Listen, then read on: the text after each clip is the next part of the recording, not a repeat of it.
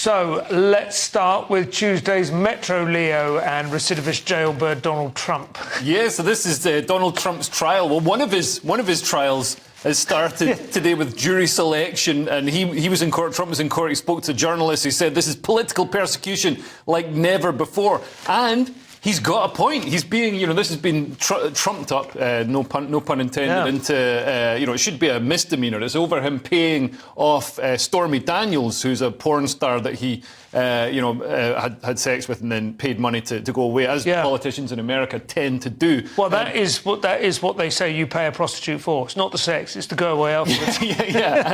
And it didn't work in this case. It rarely does if you're famous. But Bill Clinton obviously did it with Paula. Yes. Paula Jones got a much worse deal. She wasn't even a porn star, and he paid much more money. But in Trump's case, they're trying to peg it as campaign finance. They're saying he breached campaign finance rules, slush funds to hush money. Yeah, which makes it a felony because he was doing it while he was campaigning. But he could argue, well, he will argue in court that he's just protecting his personal reputation and protecting embarrassment to his wife. And John Edwards, who's a Democratic presidential candidate, did the exact same thing and wasn't charged with any felony. So it does seem that Trump's been singled out and persecuted, based on who he is rather than what he's done. It has been relentless, isn't it, Nick? Total outrage. Yeah, it's outrageous. And the judge actually threatened Trump with arrest if he doesn't show up every day for court. So he's calling this election interference because you're in peak election season. You're tying him up, physically as well as,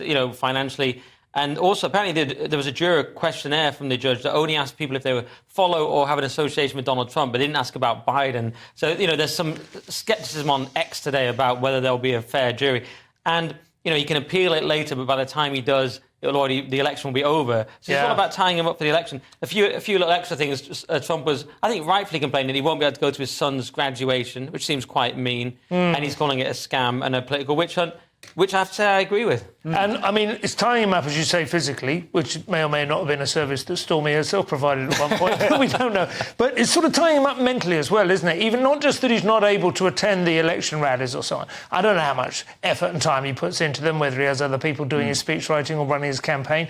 Obviously, it doesn't demonstrate a huge amount of intellectual input, but still, this sort of thing preys on your mind. Yeah, but it's quite a lot of energy to go and do those big rallies. He's 77, going to be in court all day. Yeah, it's just a way of taking him out because they know their guy can't win legitimately, which is Sleepy Joe, who 38% of voters think is going to be dead by the end of his second term. And they're trying to winnow him down with attrition, financial attrition, because all these lawyers, it costs money, even the ones that Trump uses. Well, they call it lawfare now. That's a word that's just got to be Chambers' word of the year, I would say, but we'll see whether it comes out. Elon does agree with that anyway.